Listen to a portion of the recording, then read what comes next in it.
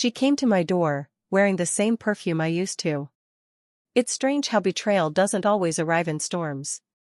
Sometimes, it comes wrapped in familiar scents, soft, nostalgic, almost comforting, until it burns. The night she came, it was raining hard.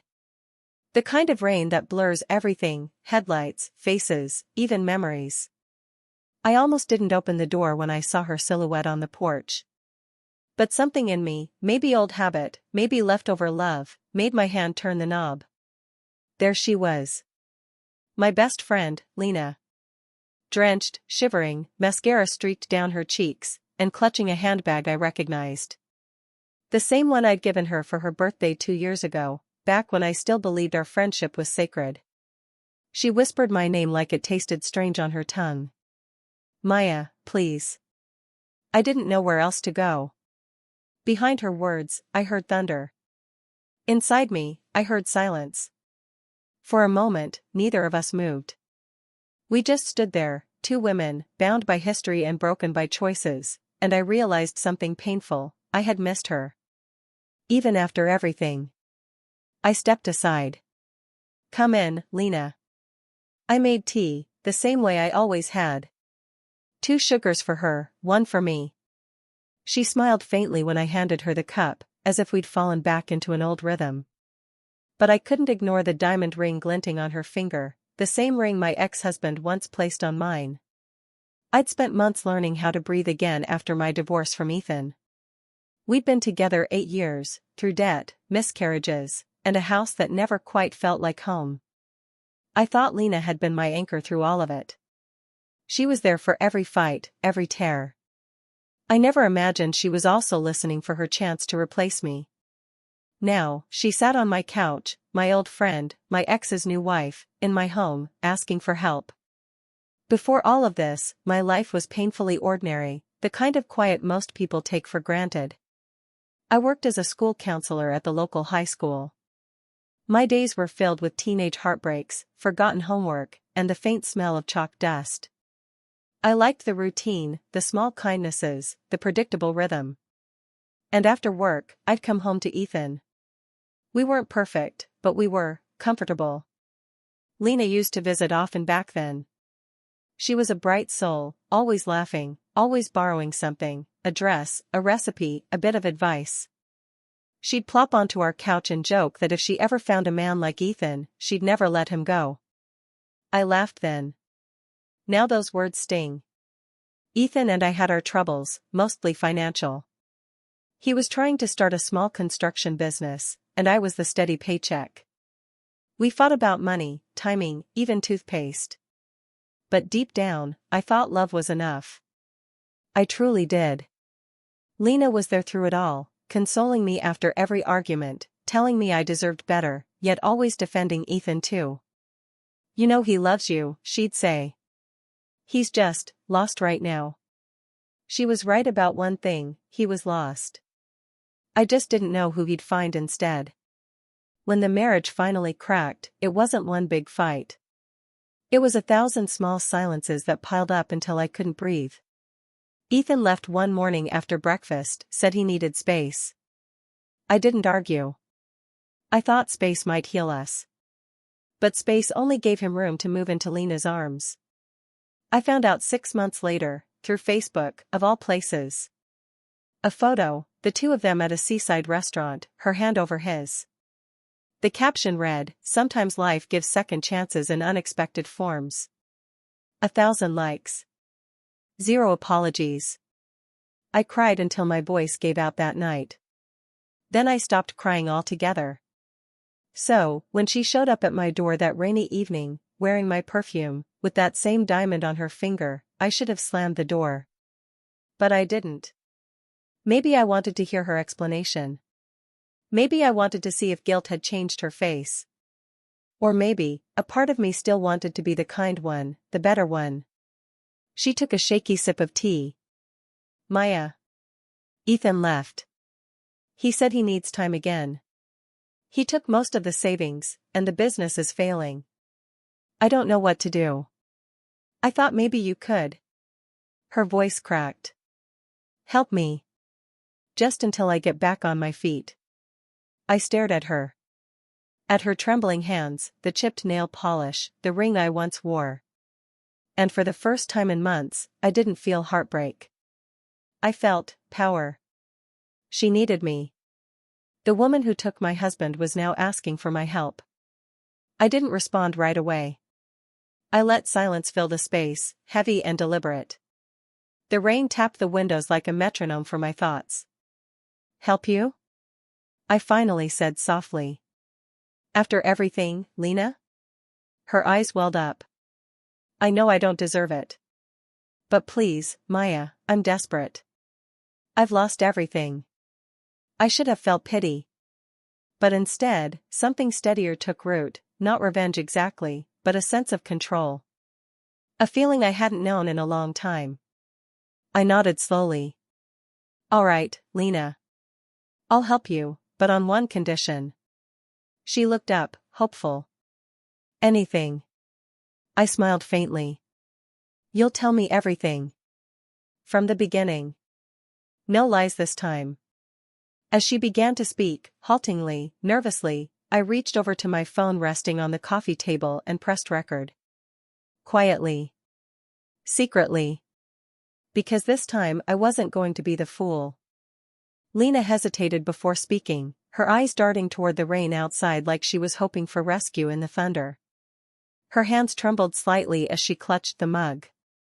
It started when you and Ethan were fighting a lot, she said finally, voice soft, guilty. He'd come to me sometimes. You know, to talk. He said he didn't want to burden you anymore. I didn't interrupt. I just sat back, the faint red light of my phone's recorder glowing beneath the coffee table book. He said he was losing himself, she continued. That the business was drowning him. I listened, that's all. I swear, Maya, at first it was just that. Listening. I remembered those months, the nights Ethan stayed out late at work, the messages left unread. I'd told myself it was stress. I'd told myself men go quiet when they're trying to fix things. I hadn't realized he was already fixing things with someone else. Lena's voice grew shaky. One night, he came over after you two had a fight about money. He'd been drinking. I told him to go home, but he wouldn't. He said you didn't believe in him anymore. She swallowed. That's when it happened. I didn't flinch. My face was still, my body still. But inside, I felt that old, familiar tearing, the one that never really healed, only scabbed over. And then? I asked quietly. Her eyes glistened. We told ourselves it was a mistake. But he kept coming back. He said he didn't love you anymore.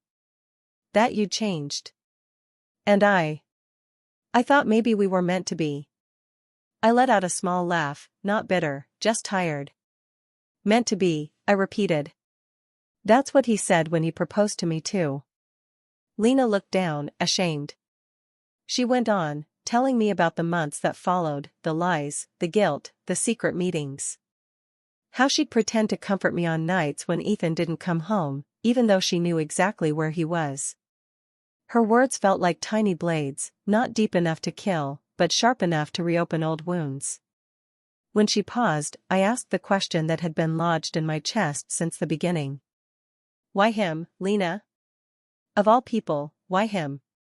She looked at me, her expression fragile. I don't know, she whispered. Maybe because he was yours. Maybe I wanted what you had. You always seemed so complete, Maya. You had everything under control. I was always the friend standing next to you, never the main one. Her honesty startled me. It wasn't love that drove her, it was envy. Quiet, poisonous envy disguised as friendship. I studied her face, trying to find the girl who once shared midnight snacks and whispered dreams in my college dorm room. But she was gone. Replaced by someone I didn't recognize, or maybe someone I'd refused to see all along. We sat in silence for a long while. The rain had stopped, but the air felt heavy with the ghost of it. When she finally looked up, her mascara had bled into faint gray shadows beneath her eyes. Maya. I don't expect you to forgive me, she said softly. But please, I just need a place to stay for a few days. I can't face anyone else. I stared at her. The nerve of it all, asking me, the woman she betrayed, for a place to stay. And yet, part of me pitied her. Because the truth is, I knew that kind of loneliness. I'd lived it. So I said, all right, Lena. You can stay in the guest room. Her shoulders dropped with relief. Thank you, Maya. You don't know what this means to me. I smiled faintly. Oh, I think I do. That night, after she went to bed, I sat alone in the living room with my cup of chamomile tea. The house was silent except for the faint ticking of the clock and the occasional creak of floorboards, or maybe that was just my imagination. I replayed the recording I'd made, listening to her confessions in her own voice. Every pause, every apology, every justification. It wasn't revenge I felt brewing. It was clarity. She thought she was in control when she took Ethan. She thought I'd stay broken. But now, she was the one under my roof, dependent, desperate, small. For the first time in a long time, I realized, forgiveness wasn't about freeing her. It was about freeing me. And part of me wondered, if maybe this was my chance to do it right, not by punishing her, but by watching her reveal who she truly was. The next morning, I made breakfast, scrambled eggs, toast, coffee. The smell filled the house like old times. Lena came into the kitchen, her hair damp from the shower, wearing one of my old sweaters. She looked fragile. You don't have to do this, she said softly, sitting down. I know, I replied. But I'm doing it anyway. She smiled faintly, trying to meet my eyes. You're still the better person, Maya. You always were. I didn't respond. I just set the plate down in front of her and said, eat. Over the next few days, Lena stayed. She tried to act normal, helped wash dishes, folded laundry, even made small talk about the neighbors. But something about her felt off. Every time her phone buzzed, she'd flinch. Sometimes she'd step outside to take calls in the rain, speaking in hushed tones. I pretended not to notice, but I did. Late one night, as I walked past the guest room, I heard her crying softly. I should have felt sympathy, but instead, a question stirred inside me. Who was she crying for, me, or Ethan? On the fourth day, curiosity won. While she was out buying groceries, I picked up her phone from the table. It was unlocked, almost like she trusted me again. There were messages from Ethan. Dozens. Ethan, you shouldn't have gone there. Ethan, she'll use this against you. Ethan, you think she's going to help? You're dumber than I thought. I scrolled, heart pounding. Then one message stopped me cold. Ethan, just get her to sign the transfer papers. Once that's done, we're even. Transfer papers. My mind raced. Transfer what? Then it hit me, the house. The same one Ethan and I had once shared. The one that was legally still half in my name. He wasn't done using me. Neither of them were. I placed the phone back exactly where it was and sat down slowly, my pulse steadying. So that was their plan. She hadn't come for forgiveness. She'd come for leverage. And suddenly, I knew exactly what to do. I didn't confront her right away. That would have been too easy, and too predictable. Instead, I smiled. For the next few days, I treated Lena like a guest, warm, patient, even sisterly. I cooked her favorite meals, asked about her job, listened to her endless stories about how complicated things had been with Ethan. But behind every nod and every polite smile, I was listening for cracks. And she gave me plenty. One evening, while we were washing dishes, she said softly, Ethan and I are trying to sell the old property. You know, the one you guys built together. But we need your signature since it's still under your name. I didn't look up from the sink. Oh? I thought Ethan handled all that. She hesitated. He said you'd be cooperative. He told me you don't even care about that place anymore. I let out a small laugh. He's right, I don't live there anymore. But I do care about what it stands for. She blinked, uncertain. Meaning? I turned off the faucet and dried my hands slowly. Meaning you both built your relationship on the ashes of that home. If you want to profit from it, you'll need to earn my trust back first. She forced a laugh. Maya, come on, don't make this about the past. It's always about the past, I said gently. Especially when it hasn't been paid for. Her smile faltered, and she changed the subject. That night, I sat at my desk, scrolling through the recording I'd made on the first night. Her voice trembled through the speakers, guilty, desperate, and most importantly, self-incriminating. I transferred the file to my laptop and backed it up twice. Then I made a plan. If they wanted a signature, I'd give them one, but not before making sure the truth came to light. The next morning, I visited my old attorney, Mr. Delgado, a quiet, sharp man in his 60s who'd handled my divorce papers. He looked up when I entered his office, surprised but kind. Maya, he said, standing to shake my hand. It's been a while. It has, I said softly. I need your help again, but this time, not to end a marriage. To end a manipulation. I told him everything, not the emotional mess, just the facts. How Ethan and Lena wanted me to sign away my share of the house. How they'd deceived me before. How I had her confession recorded, willingly given. He listened carefully, his eyes narrowing. They can't sell the property without your legal consent, he said. And if she's coercing you, that's grounds for fraud. But, he leaned back, steepling his fingers. If you want to play this smart, you can let them expose themselves first. I smiled. That's exactly what I had in mind. When I came home, Lena was sitting on the couch, scrolling through her phone. She looked up and smiled nervously. Hey. Everything okay? Perfect, I said, setting my purse down. I thought about what you asked. I'll sign the papers. Her eyes lit up. Really? On one condition. Her smile froze. What kind of condition? I want to meet Ethan when we do it. All three of us, at the notary. No hidden messages, no middlemen. She hesitated, then nodded quickly. Of course. I'll tell him. I could see the relief, or maybe the greed, wash over her face. She thought she'd won. But I was already 3 steps ahead. Over the next 2 days, Lena was lighter, almost cheerful. She hummed in the kitchen, wore my old sweaters, and even asked if we could start fresh. After this is done, she said one morning over coffee, maybe we can go back to being friends. I looked at her for a long moment before replying. Lena, some bridges don't burn down. They just stop leading anywhere. She smiled awkwardly and looked away. The day of the signing came faster than I expected. We met at a small legal office downtown, beige walls, flickering fluorescent lights, a faint smell of paper and coffee. Ethan was already there when we arrived. I hadn't seen him in almost a year. He looked older, leaner, success hadn't aged him well. When his eyes met mine, something flickered.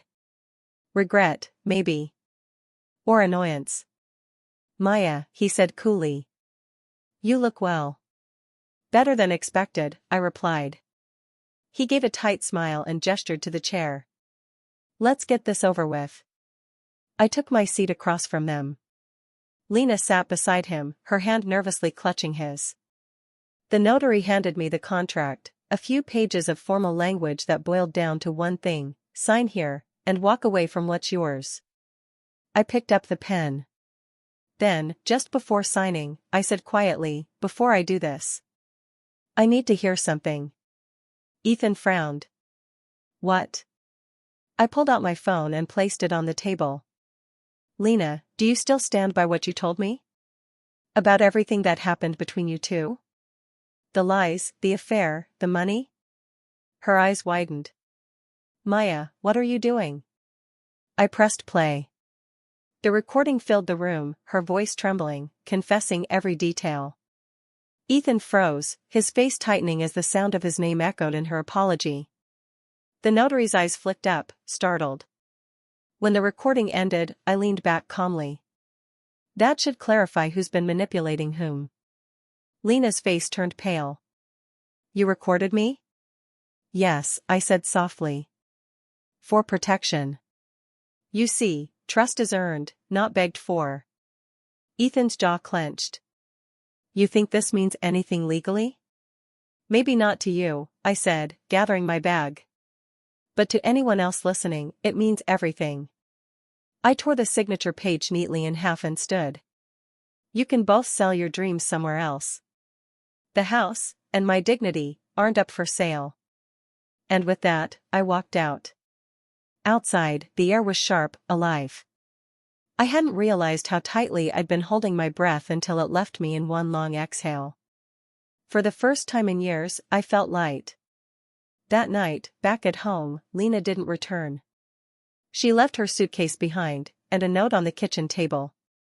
I'm sorry, Maya. For everything. I thought I was winning something, but I only ended up losing myself. I stared at the note for a long time, then folded it neatly and tucked it away in a drawer. Not as a reminder of pain, but of survival. Because sometimes, the most powerful revenge is peace.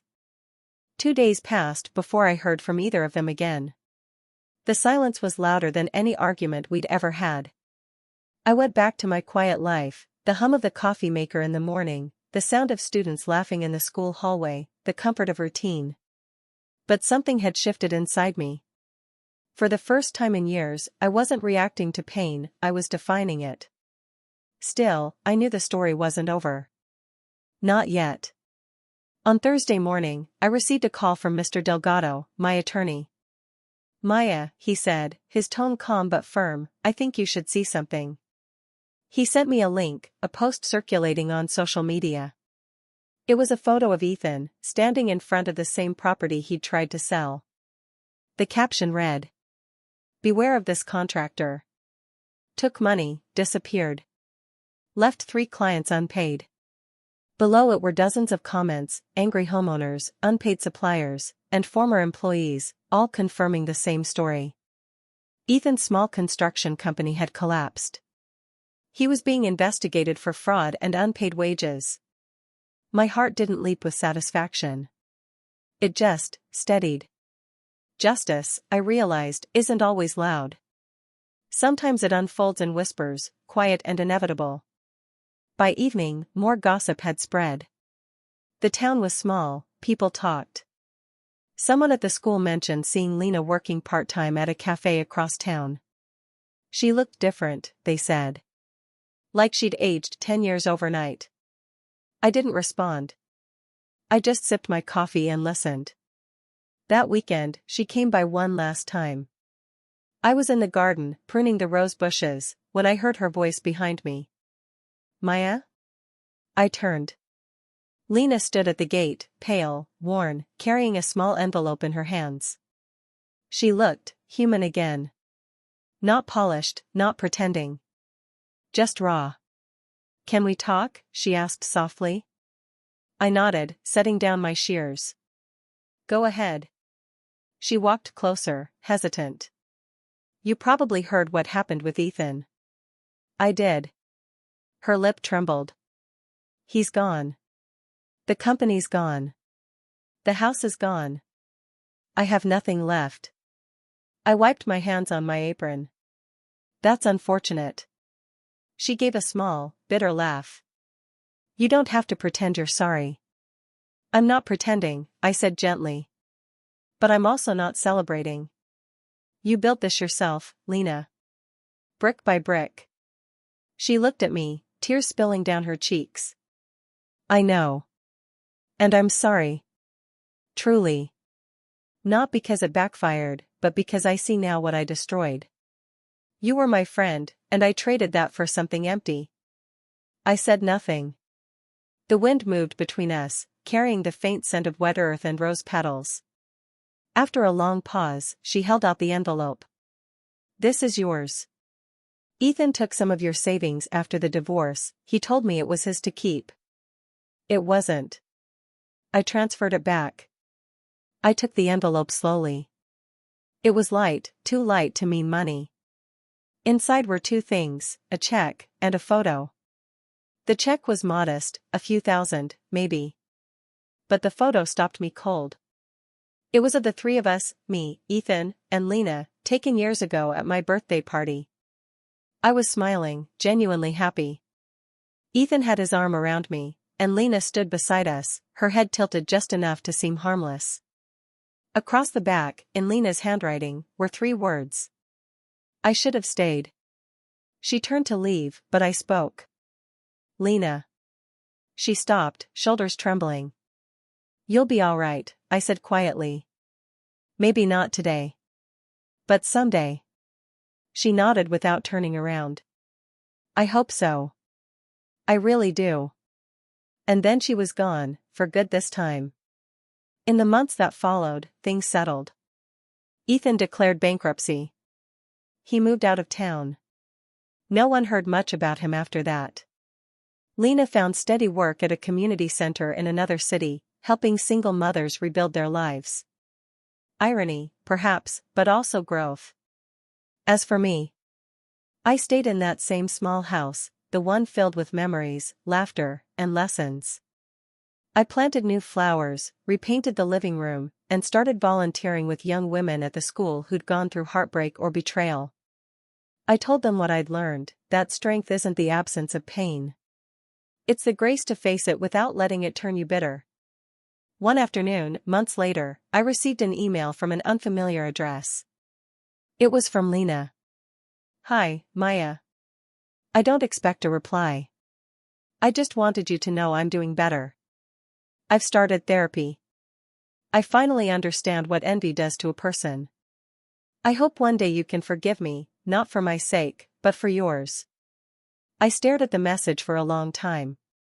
Then, slowly, I typed back. I already have. And I meant it. The next morning, as I brewed coffee and watched sunlight stretch across the kitchen floor, I realized something quietly profound. Forgiveness isn't about forgetting. It's about remembering differently. I didn't see her as the woman who took my husband anymore. I saw her as the mirror that showed me who I could become, strong, steady, and whole again. It's strange how silence changes when you've made peace with it. There was a time when quiet felt like punishment, like the house was mocking me for everything I'd lost. But now, it feels different. Peaceful. Sacred. I've learned to enjoy the little things again. The kettle whistling. The creak of the porch swing. The way the sun finds its way through my curtains in the morning, gentle, like it's knocking to say you made it. People in town still whisper about what happened, about Ethan's downfall, Lena's disappearance, and my so-called strength. But I don't see it that way. I'm not strong because I survived betrayal. I'm strong because I didn't let it define me. For a long time, I believed that if someone hurt me, I had to get even, or at least, prove I was better without them. But revenge is just another kind of cage. It keeps you living in the shadow of what they did. So I did something they never expected, I let go. A few months ago, I found myself back at that same lake where everything had started. The water was still. The sky was pale blue. And for the first time, I didn't replay their betrayal in my head. I just breathed. There was this family nearby, a mother, father, and their little girl feeding ducks. She laughed, this high, free sound that cut straight through me. And I realized, that's what healing sounds like. It's not loud. It doesn't announce itself. It sneaks up quietly, one honest moment at a time. I think about Lena sometimes. Not with anger, but with a kind of sad understanding. She wasn't born cruel. She was just empty, always trying to fill herself with other people's light. But no matter how much she took, it was never enough. I used to envy people like her, loud, charming, beautiful in that effortless way. Now I see it differently. Peace is its own kind of beauty. And the woman I've become, quiet, grounded, steady, that's the kind of beauty that stays.